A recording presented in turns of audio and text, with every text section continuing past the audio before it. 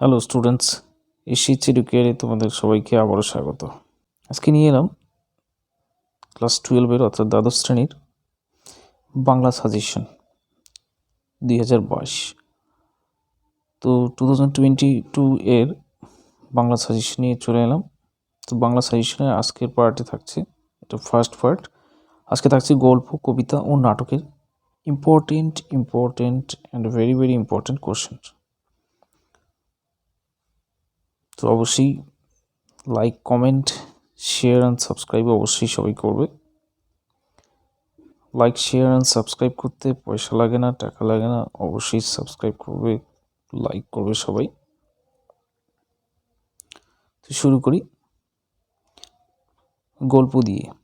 তো গল্প আমরা জানি এবারে কিছু গল্প কবিতা বাদ দেওয়া হয়েছে, তার মধ্যে থেকে এবারে সিলেবাসে বা কোশ্চেন প্যাটার্নের মধ্যে যা যা আছে সেগুলোর থেকেই সাজেশনে কোশ্চেন সেট করা হয়েছে।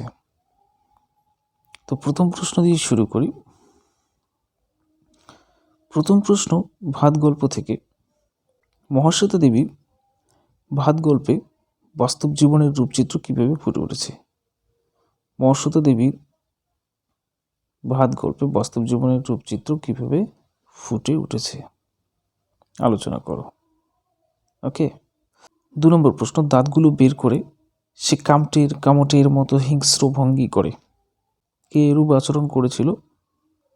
তার এরূপ আচরণের কারণ বিশ্লেষণ করো। কে এরূপ আচরণ করেছিল, তার এরূপ আচরণের কারণ বিশ্লেষণ করো।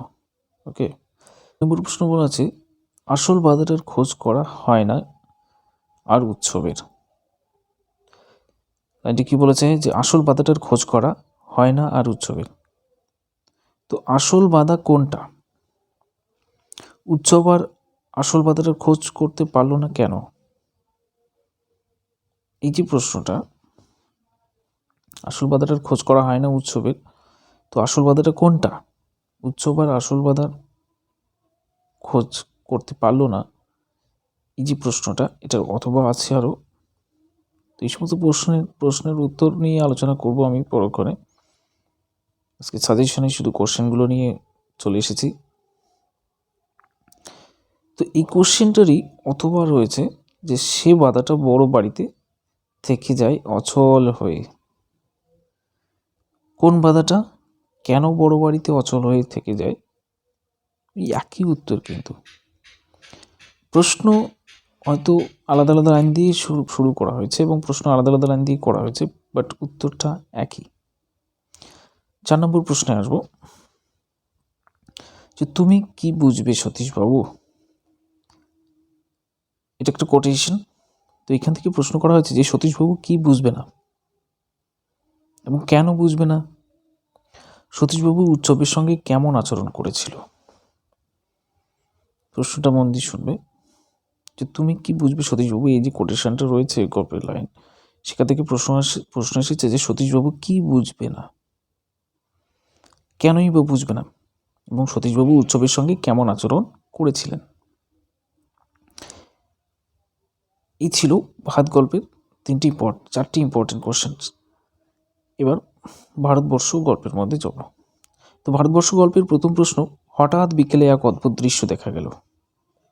Important question. হঠাৎ বিকেলে এক অদ্ভুত দৃশ্য দেখা গেল। অদ্ভুত দৃশ্যটি কি? দৃশ্যটিকে অদ্ভুত বলার কারণ কি? দৃশ্যটি কি ছিল এবং দৃশ্যটিকে অদ্ভুত বলার কারণটা কি? Important question.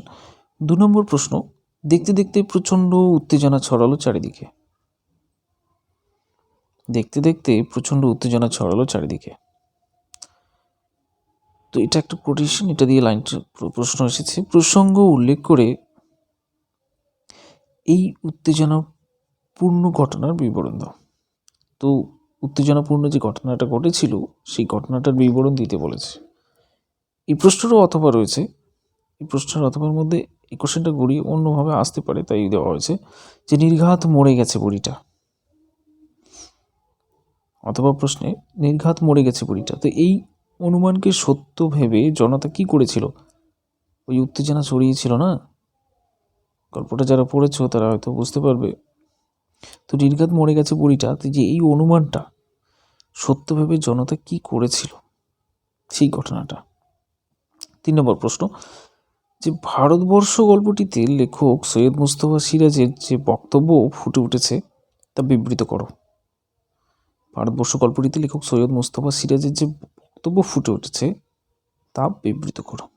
এই প্রশ্নটা অথবা রয়েছে যে আনুষ্ঠানিকতাই প্রচলিত ধর্মের সঙ্গে মানব ধর্মের সবচেয়ে বড় বিভেদ ঘটিয়ে দেয়।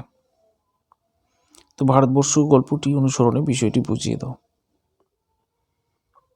আনুষ্ঠানিকতাই প্রচলিত ধর্মের সঙ্গে মানব ধর্মের সবচেয়ে বড় বিভেদ ঘটিয়ে দেয়।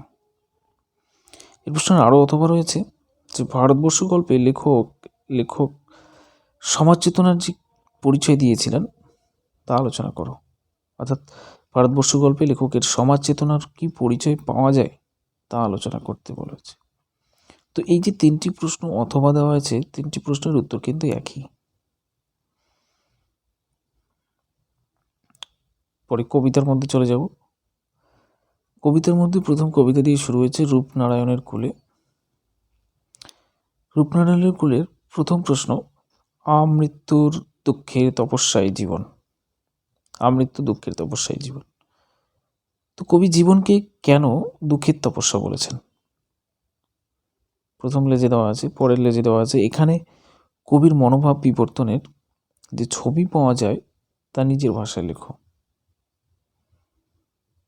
কোটেশনটা ভালো করে মনে রাখবে যে আমৃত্যু দুঃখের তপস্যায় জীবন।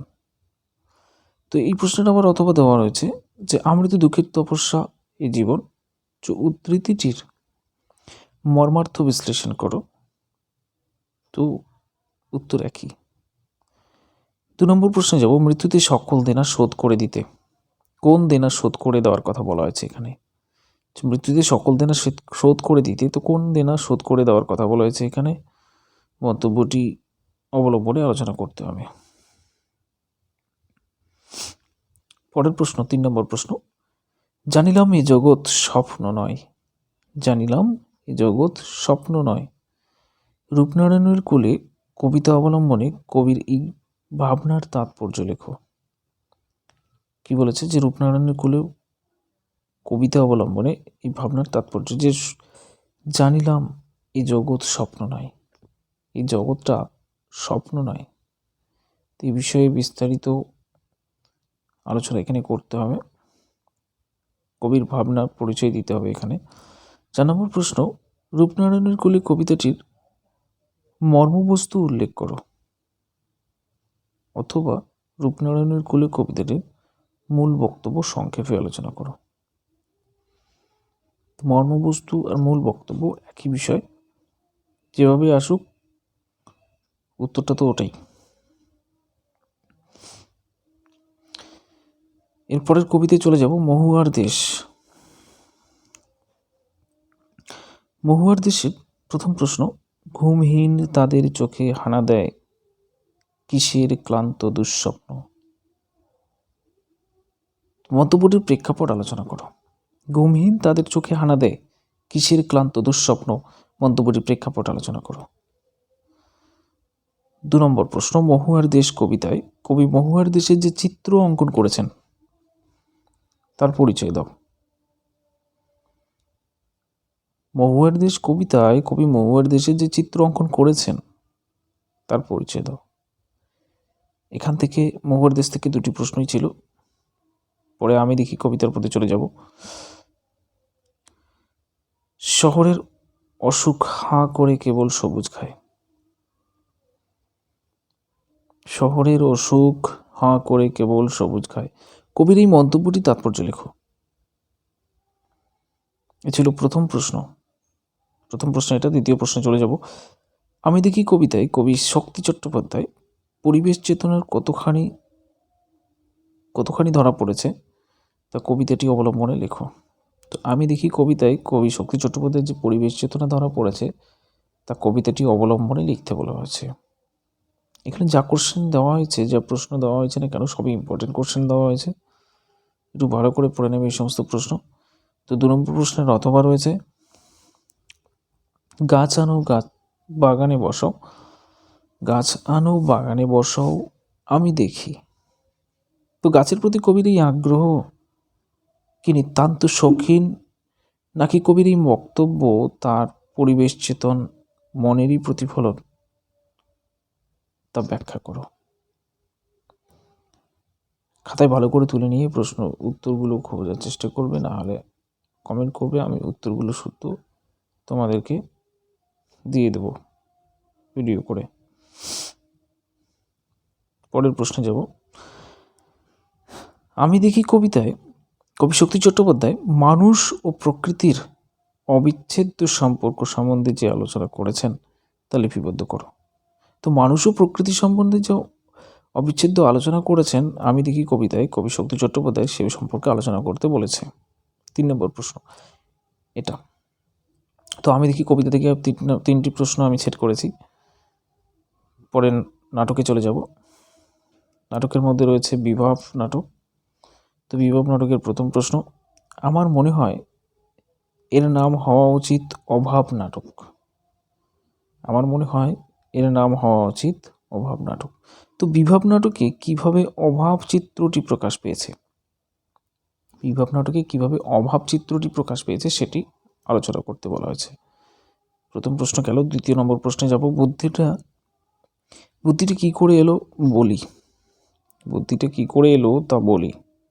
কোন বুদ্ধি এবং তা কিভাবে এলো নাট্যকারকে অনুসরণ করে আলোচনা করো। এই যে বুদ্ধিটা কি করে এলো তা বলি, তো কোন বুদ্ধির কথা বলা আছে এখানে, এবং কি করে এই যে বুদ্ধিটা এলো তা নাট্যকারকে অনুসরণ করে লিখতে বলা হয়েছে। 3 নম্বর প্রশ্নে যাব। আমাদের একটা লভ সিন করা উচিত।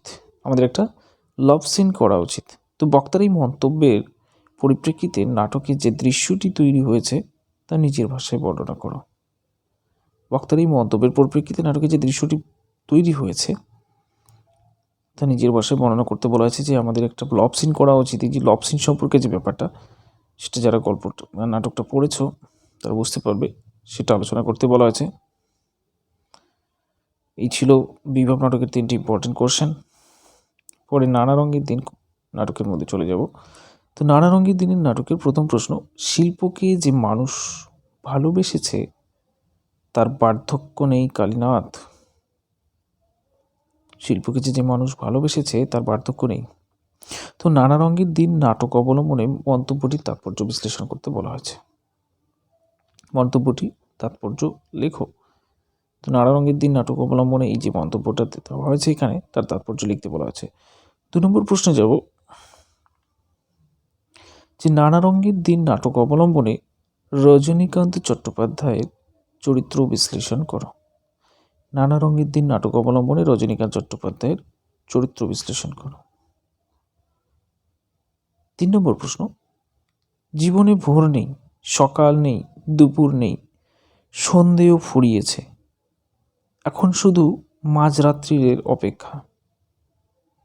উক্তিটিতে বক্তার যে মনোভাব প্রকাশ পেয়েছে,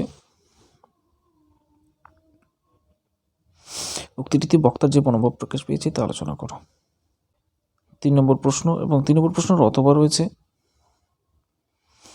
নানা রঙের দিন নাটকের 3 নম্বর প্রশ্ন গেল, তার অথবা রয়েছে যে যারা বলে অভিনয় একটা পবিত্র শিল্প তারা সব গাধা।